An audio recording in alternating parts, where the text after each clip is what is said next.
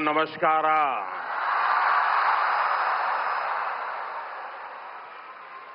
जय श्री कृष्ण। जय श्री कृष्ण। जय श्री कृष्ण। मैं अपनी बात बताना शुरू करूं उसके पहले यहां कुछ बच्चे चित्र बना के ले आए हैं।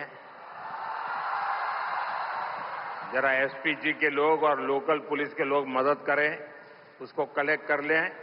अगर आपने उसके पीछे अपना एड्रेस लिखा होगा तो मैं जरूर आपको धन्यवाद पत्र भेजूंगा। जिसके पास कुछ न कुछ है दे दीजिए, वो कलेक्ट कर लेंगे और आप फिर शांति से बैठ जाइए।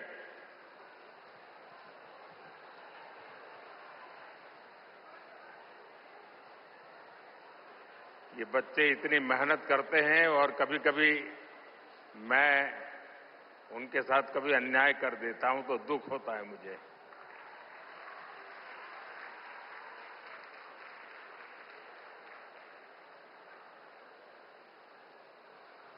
जय श्री कृष्ण।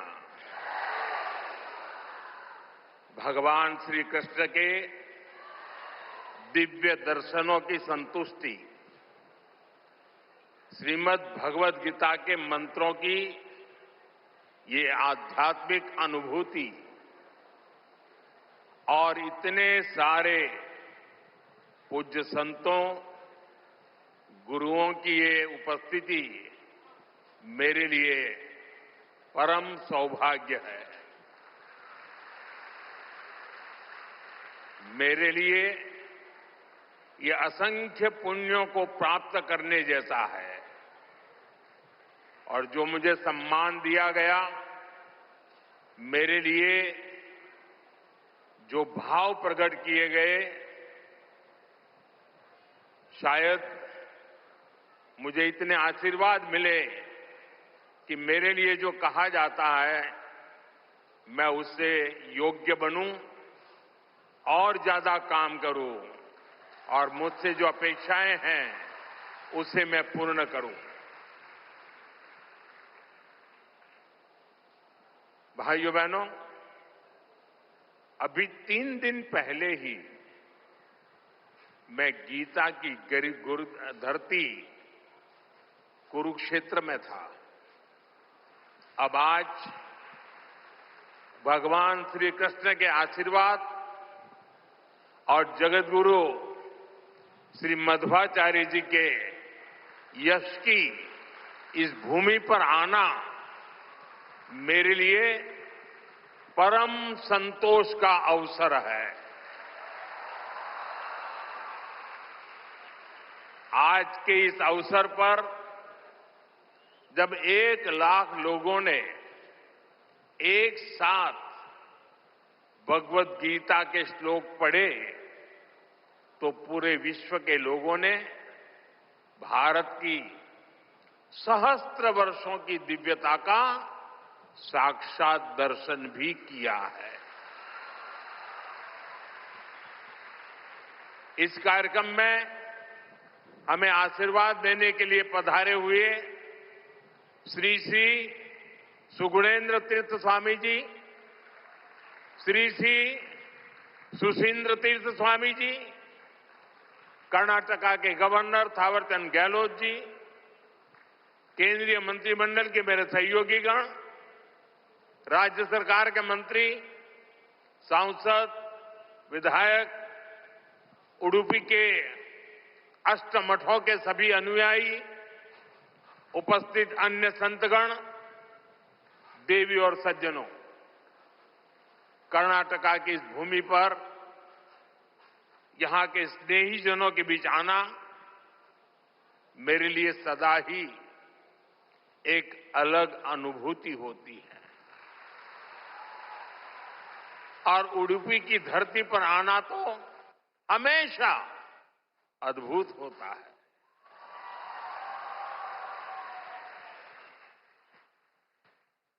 मेरा जन्म गुजरात में हुआ और गुजरात और उडुपी के बीच एक गहरा और विशेष संबंध रहा है।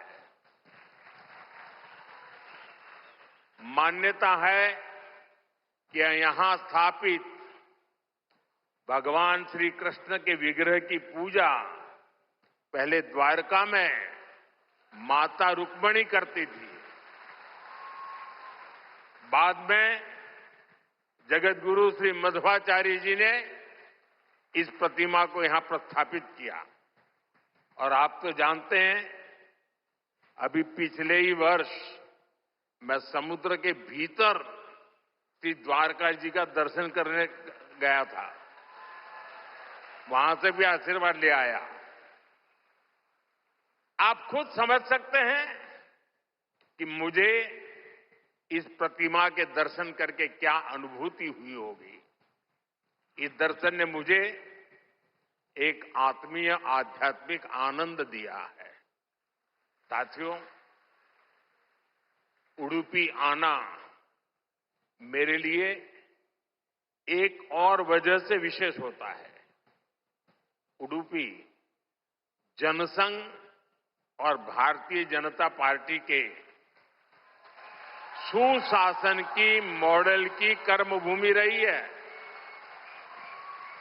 1968 में उडुपी के लोगों ने जनसंघ के हमारे वीएस आचार्य जी को यहां की नगरपालिका परिषद में विजयी बनाया था। और इसके साथ ही उडुपी ने एक नए गवर्नेंस मॉडल की नींव भी रखी थी।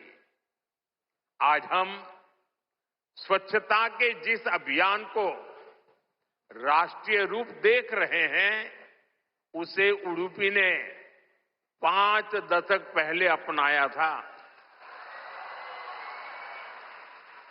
जल आपूर्ति और ड्रेनेज सिस्टम का एक नया मॉडल देना हो, उडुपी ने ही 70 के दशक में इन कार्यक्रमों की शुरुआत की थी। आज ये अभियान देश के राष्ट्रीय विकास का राष्ट्रीय प्राथमिकता का हिस्सा बनकर हमारा मार्गदर्शन कर रहा है। साथियों, रामचरितमानस में लिखा है, कलिजुग केवल हरिगुण गाहा, गावत नर पावही भवथाहा। अर्थात कलयुग में केवल भगवत नाम और लीला का कीर्तन ही परम साधन है। उसके गायन कीर्तन से भव सागर से मुक्ति हो जाती है। हमारे समाज में मंत्रों का, गीता के श्लोकों का पाठ तो शताब्दियों से हो रहा है, पर जब 1 लाख कंठ एक स्वर में इन श्लोकों का ऐसा उच्चारण करते हैं, जब इतने सारे लोग गीता जैसे पुण्य ग्रंथ का पाठ करते हैं, जब ऐसे दैवीय शब्द एक स्थान पर एक साथ गूंजते हैं, तो एक ऐसी ऊर्जा निकलती है जो हमारे मन को, हमारे मस्तिष्क को एक नया स्पंदन, एक नई शक्ति देती है।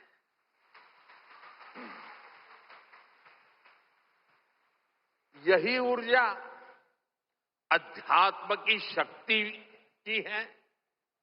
यही ऊर्जा सामाजिक एकता की शक्ति है। इसलिए आज लक्ष्य कंठ गीता का ये अवसर एक विशाल ऊर्जा पिंड को अनुभव करने का अवसर बन गया है। ये विश्व को सामूहिक चेतना, कलेक्टिव कॉन्शियसनेस की शक्ति भी दिखा रहा है। साथियों, आज के दिन विशेष रूप से मैं परम पूज्य श्री श्री सुगुणेन्द्र तीर्थ स्वामी जी को प्रणाम करता हूं। उन्होंने लक्ष्य कंठ गीता के इस विचार को इतने दिव्य रूप में साकार किया है। पूरे विश्व में लोगों को अपने हाथ से गीता लिखने का विचार देकर उन्होंने जिस कोटि गीता लेखन यज्ञ की शुरुआत की है, वो अभियान सनातन परंपरा का एक वैश्विक जन आंदोलन है। जिस तरह से हमारा युवा भगवत गीता के भावों से, इसकी शिक्षाओं से जुड़ रहा है, वो अपने आप में बहुत बड़ी प्रेरणा है। सदियों से भारत में वेदों, उपनिषदों और शास्त्रों के ज्ञान को अगली पीढ़ी तक पहुंचाने की परंपरा रही है और ये कार्यक्रम भी इसी परंपरा का भगवत गीता से अगली पीढ़ी को जोड़ने का एक सार्थक प्रयास बन गया है। साथियों, यहां आने से 3 दिन पहले मैं अयोध्या में भी था। 25 नवंबर को विवाह पंचमी के पावन दिन अयोध्या के राम जन्मभूमि मंदिर में धर्म ध्वजा की स्थापना हुई है।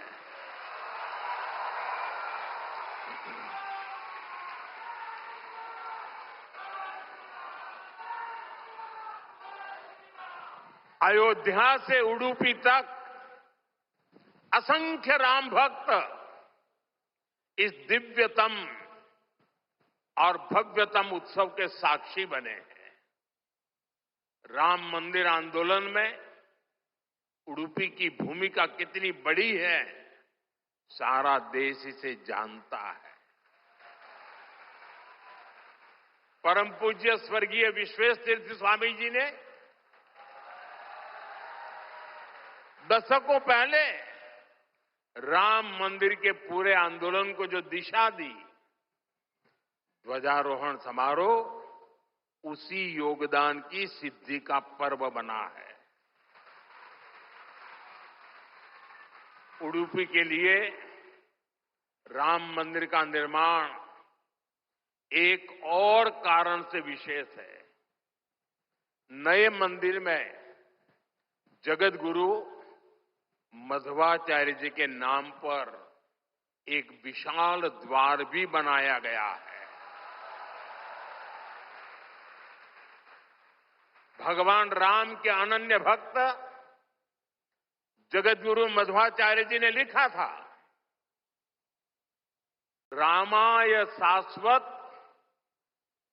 सुविस्तृत षड्गुणाय सर्वेश्वराय बलवीर्य महारणवाय, अर्थात भगवान श्री राम 6 दिव्य गुणों से विभूषित सर्वेश्वर और अपार शक्ति साहस के सागर है। और इसलिए राम मंदिर परिसर का एक द्वार उनके नाम पर होना उडुपी, कर्नाटका और पूरे देश के लोगों के लिए बहुत गौरव की बात है। साथियों, जगतगुरु श्री मध्वाचार्य जी भारत के द्वैत दर्शन के प्रणेता और वेदांत के प्रकाश स्तंभ है। उनके द्वारा बनाई गई उडुपी के अष्टमठों की व्यवस्था संस्थाओं और नव परंपराओं के निर्माण का मूर्त उदाहरण है। यहां भगवान श्री कृष्ण की भक्ति है, वेदांत का ज्ञान है और हजारों लोगों की अन्न सेवा का संकल्प है। एक तरह से ये स्थान ज्ञान, भक्ति और सेवा का संगम तीर्थ है।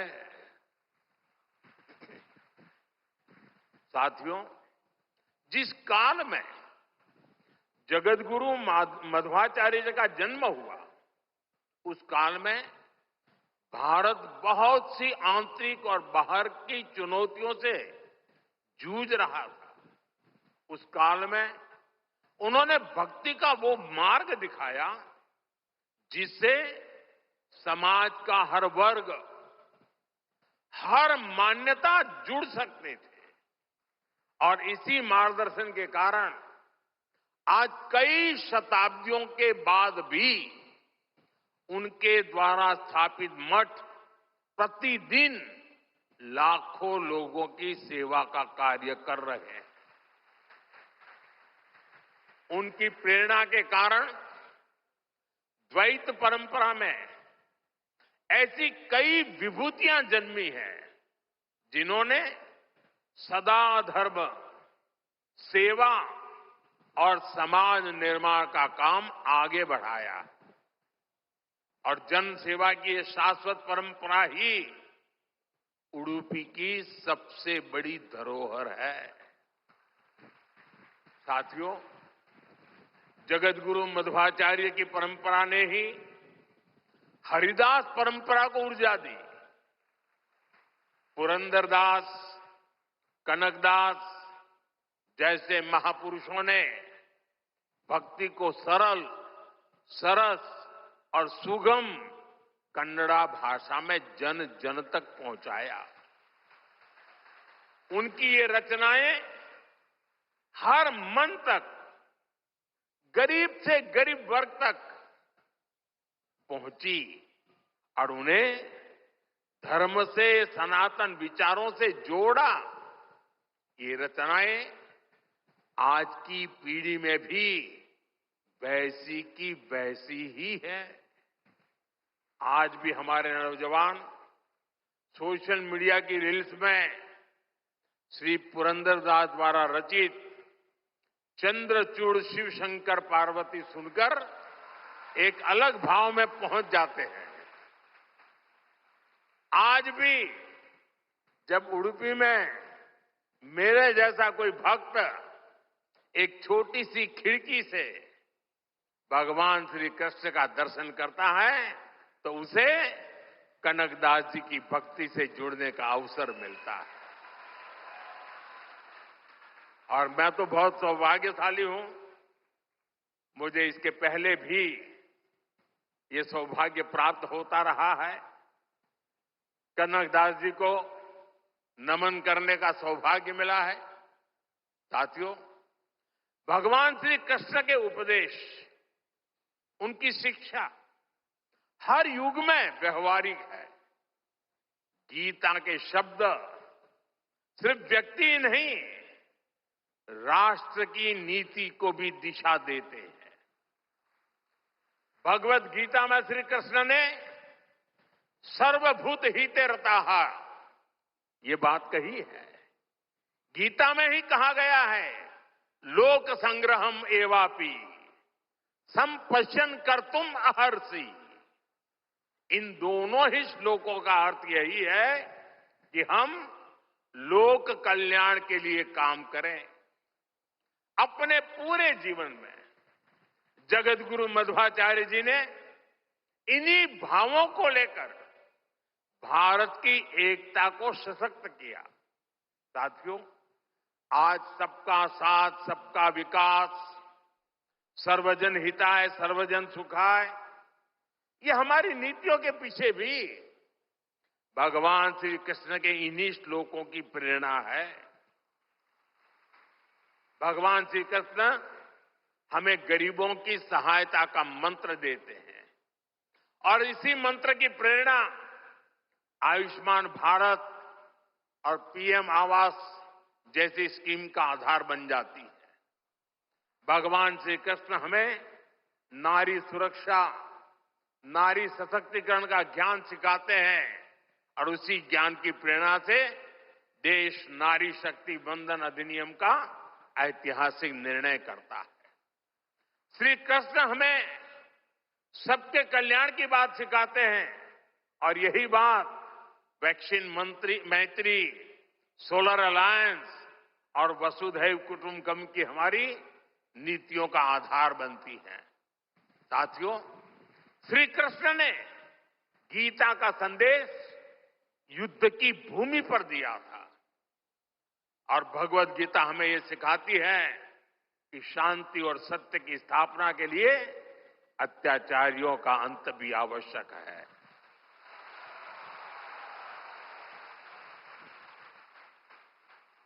राष्ट्र की सुरक्षा नीति का मूल भाव यही है।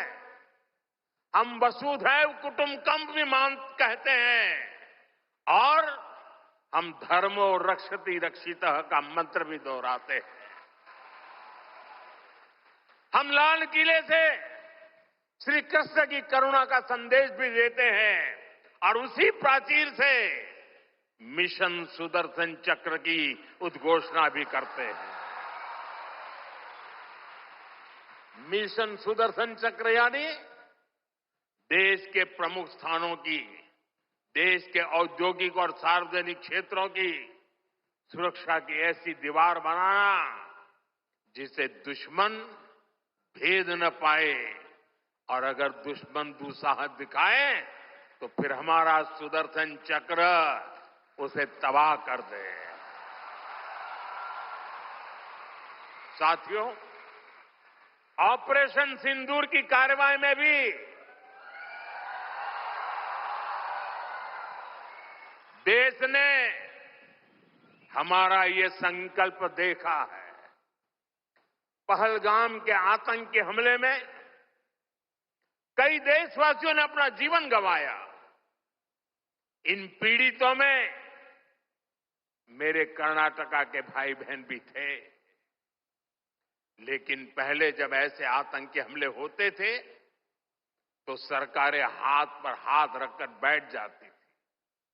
लेकिन ये नया भारत है, ये न किसी के आगे झुकता है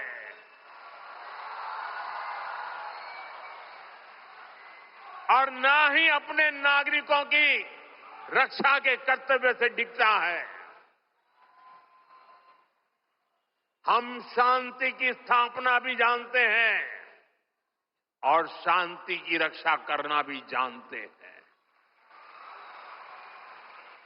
साथियों, भगवत गीता हमें कर्तव्यों का, हमारे जीवन संकल्पों का बोध कराती है और इसी प्रेरणा से मैं आज आप सभी से कुछ संकल्पों का आग्रह भी करूंगा। ये आग्रह 9 संकल्प की तरह है जो हमारे वर्तमान और भविष्य के लिए बहुत आवश्यक है। संत समाज जब इन आग्रहों पर अपना आशीर्वाद दे देगा तो इन्हें जन जन तक पहुंचने से कोई रोक नहीं पाएगा। साथियों, हमारा पहला संकल्प होना चाहिए कि हमें जल संरक्षण करना है, पानी बचाना है, नदियों को बचाना है। हमारा दूसरा संकल्प होना चाहिए कि हम पेड़ लगाएंगे। देश भर में एक पेड़ मां के नाम अभियान को गति मिल रही है। इस अभियान के साथ अगर सभी मठों का सामर्थ्य जुड़ जाएगा तो इसका प्रभाव और व्यापक होगा। तीसरा संकल्प कि हम देश के कम से कम एक गरीब का जीवन सुधारने का प्रयास करें। मैं ज्यादा नहीं कह रहा हूं। चौथा संकल्प स्वदेशी का विचार होना चाहिए। एक जिम्मेदार नागरिक के रूप में हम सब स्वदेशी को अपनाएं। आज भारत आत्मनिर्भर भारत और स्वदेशी के मंत्र पर आगे बढ़ रहा है। हमारी अर्थव्यवस्था, हमारे उद्योग, हमारी टेक्नोलॉजी सब अपने पैरों पर मजबूती से खड़े हो रहे हैं। इसलिए हमें जोर शोर से कहना है, vocal for local, vocal for vocal, vocal. साथियों, पांचवें संकल्प के रूप में हमें नेचुरल फार्मिंग को बढ़ावा देना है। हमारा छठा संकल्प होना चाहिए कि हम हेल्थी लाइफस्टाइल को अपनाएंगे, मिलेट्स अपनाएंगे और खाने में तेल की मात्रा कम करेंगे। हमारा सातवां संकल्प ये हो कि हम योग को अपनाएं, इसे जीवन का हिस्सा बनाएं। आठवां संकल्प, मैन्युस्क्रिप्ट्स, पांडुलिपियों के संरक्षण में सहयोग करें। हमारे देश का बहुत सा पुरातन ज्ञान पांडुलिपियों में छिपा हुआ है। इस ज्ञान को संरक्षित करने के लिए केंद्र सरकार ज्ञान भारतम मिशन पर काम कर रही है। आपका सहयोग इस अमूल्य धरोहर को बचाने में मदद करेगा। साथियों, आप नौवां संकल्प लें कि हम कम से कम देश के 25 ऐसे स्थानों का दर्शन करेंगे जो हमारी विरासत से जुड़े हैं। जैसे मैं आपको कुछ सुझाव देता हूं, 3-4 दिन पहले कुरुक्षेत्र में महाभारत अनुभव केंद्र की शुरुआत हुई है। मेरा आग्रह है कि आप इस केंद्र में जाकर भगवान श्री कृष्ण का जीवन दर्शन देखें। गुजरात में हर साल भगवान श्री कृष्ण और मां रुक्मणी के विवाह को समर्पित माधोपुर मेला भी लगता है। देश के कोने कोने से और खास करके नॉर्थ ईस्ट से बहुत से लोग इस मेले में खास तौर पर पहुंचते हैं। आप भी अगले साल इसमें जाने का प्रयास जरूर करिएगा। साथियों, भगवान श्री कृष्ण का पूरा जीवन, गीता का हर अध्याय कर्म, कर्तव्य और कल्याण का संदेश देता है। हम भारतीयों के लिए 2047 का काल सिर्फ अमृत काल ही नहीं, विकसित भारत के निर्माण का एक कर्तव्य काल भी है। देश के हर नागरिक की, हर भारतवासी की अपनी एक जिम्मेदारी है।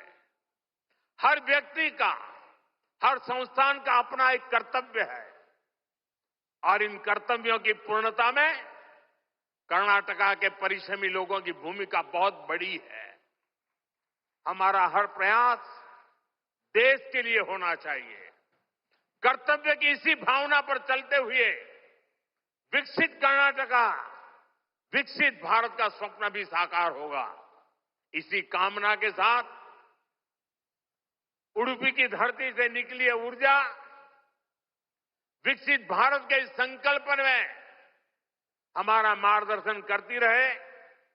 एक बार फिर इस पवित्र आयोजन से जुड़े हर सहभागी को मेरी ढेर सारी शुभकामनाएं और सबको जय श्री कृष्ण, जय श्री कृष्ण, जय श्री कृष्ण।